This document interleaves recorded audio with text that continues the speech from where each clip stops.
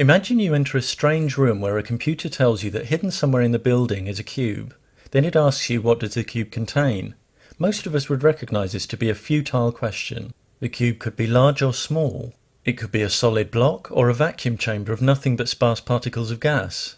Or it might contain any one of billions of permutations of familiar or novel objects. You could never give a precise, justifiable answer. But if you were asked what does the cube not contain, you could give many answers. For example, the cube couldn't possibly contain the Amazon River, the planet Mars, or absurd objects such as a bed made of sleep. In fact, there'd be more perfectly valid answers to this second question than you could list in 1,000,000 lifetimes. This illustrates an interesting asymmetry concerning the contents of this cube. Despite there being countless possibilities and impossibilities, without evidence from the cube itself, we can only ever make valid justifiable statements about what is not inside the cube, not what is. It's true that someone claiming, for example, that the cube contained nothing but a wooden spoon might be right, but since without evidence they could provide no valid justification for such a claim, there'd be literally no reason for anyone to accept it.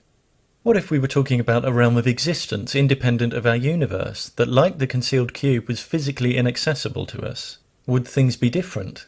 Would we be able to deduce precisely what occupied such a realm, such as a divine being?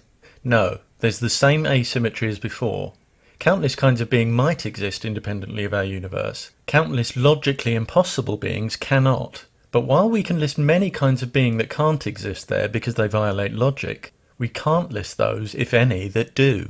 Any attempt to argue that a specific divine being exists in an inaccessible realm of reality is an attempt to argue for either the impossible or the unknowable.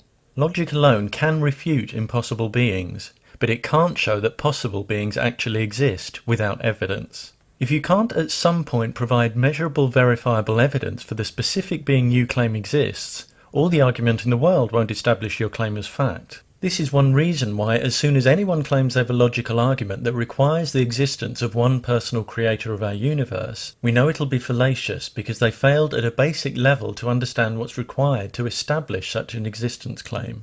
It's just a question of identifying where the errors are. For example, the theologian William Lane Craig has asserted that our universe had an original cause, which because it created our time and space, had to transcend time and space. Transcending our time and space doesn't necessarily mean something transcends all time and space. However, his conclusion that this non-temporal, non-spatial cause would have to be a changeless disembodied mind is more seriously flawed. A changeless mind is by definition non-functioning. Minds and purposeful creation depend on change. Craig's changeless creator is self-contradicting and belongs to the category of the logically impossible. However seemingly plausible they may sound to the unwary or the already persuaded, all popular arguments for the existence of specific gods are based on false premises and/or conclusions and unjustified presuppositions, and 100 invalid arguments don't accumulate into one valid one. Many people with theistic beliefs don't get tangled up in pursuing doomed arguments like these. They know they can't prove gods with logic and have no need to do so. They realize their beliefs are personal and that others are entitled to different views. However, when you're not so willing to respect difference, when you disparage, attack, or work to create disadvantage for others because they don't share your beliefs, it shouldn't surprise you when those you try to oppress object to this unreasonable attitude and expose the flawed arguments that shore it up. A belief in one or more gods might sustain you in your own life, but when you pressure others to adopt your beliefs and participate in practices associated with those beliefs, you give up the luxury of not having to explain yourself. You give yourself the burden of proof. And certain reasons that might seem sound when justifying a belief to yourself are simply not valid when you're trying to establish existence claims to other people, however passionately you express them. You can't pester and bully people and then retreat behind faith when challenged on your behaviour. And if you can't demonstrate that gods exist, resorting to emotional blackmail to try to get people to believe is a dishonest tactic. When those who don't believe in gods show theistic claims to be invalid, it's often claimed that they're trying to prove gods don't exist. In fact, all they're doing is exposing flawed reasoning and encouraging intellectual honesty. It's understandable that when some have their claims debunked, it's an uncomfortable feeling, and employing red herrings becomes an attractive way to wriggle out of admitting their mistakes. But debunking claims about the existence of gods is just showing those who make such claims that they can't assert what they're trying to assert. The question of defining divine entities is where the problems begin. As soon as you define any god, you must justify why you've defined it that way, giving a valid reason for each quality you're attributing to it. Many who realize they can't justify any particular definitions avoid them altogether. But without definition, there's no adequately formed concept to have a belief about. And this is the stumbling block when people are asked to define the gods they claim exist. As their divine definitions become more specific, they have more to justify. The flaws in their logic become more numerous, and their arguments become easier to refute. Conversely, as their definitions become more vague, the entities they're proposing cease to have any practical relevance. Ironically, the way many people define gods means that as well as having no logical support, they can't be supported with evidence either. For example, as soon as you say God X is non-physical, you've proposed a being that can't be quantified, tested, or perceived, even in principle. You literally have nothing to work with. When trying to justify non-physical entities, people will often point out that we can't see the wind, but we still know it's there. However, this analogy is flawed. We know the wind is there because it is physical. Not only can we measure it and perceive it directly through our sense of touch, it can knock us off our feet and destroy buildings. The physical force it exerts could hardly be more dramatic. Indeed, we use that force to generate electricity. By contrast, it's not even clear what a being with no conceivable physical characteristics is supposed to mean. Even if you were proposing an entity that had a different type of physical existence, making it undetectable to humans, you'd have enough trouble explaining how you could know it was there.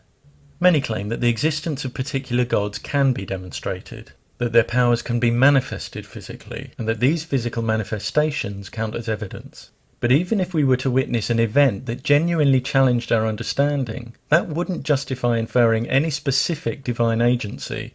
At most, it could indicate power, intelligence, and/or technology that was unknown, both in its number and its nature.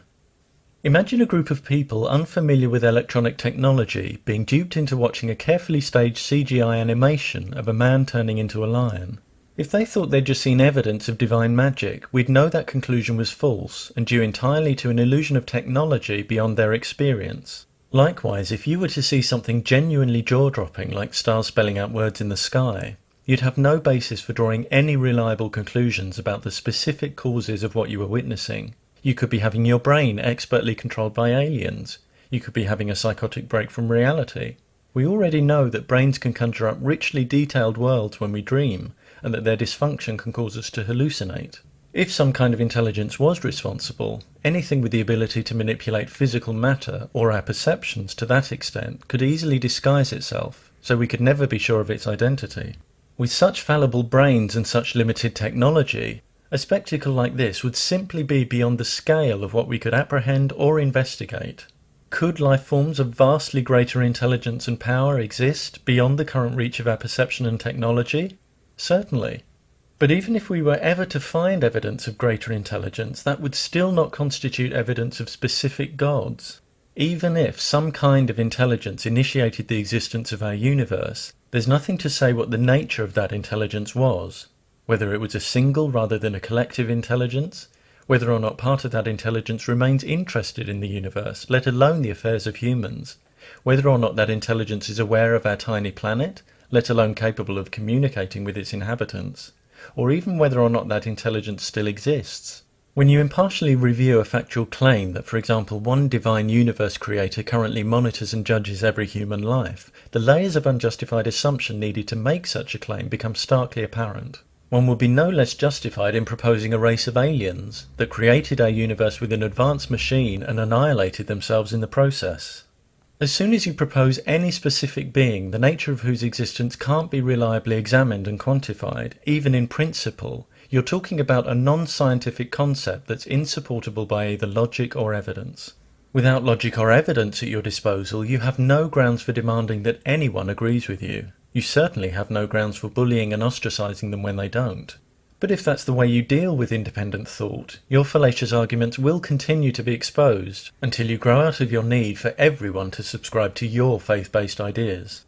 When you start being honest with yourself about what you know and what you don't know, you're likely to realize that you're in no position to be shouting the odds.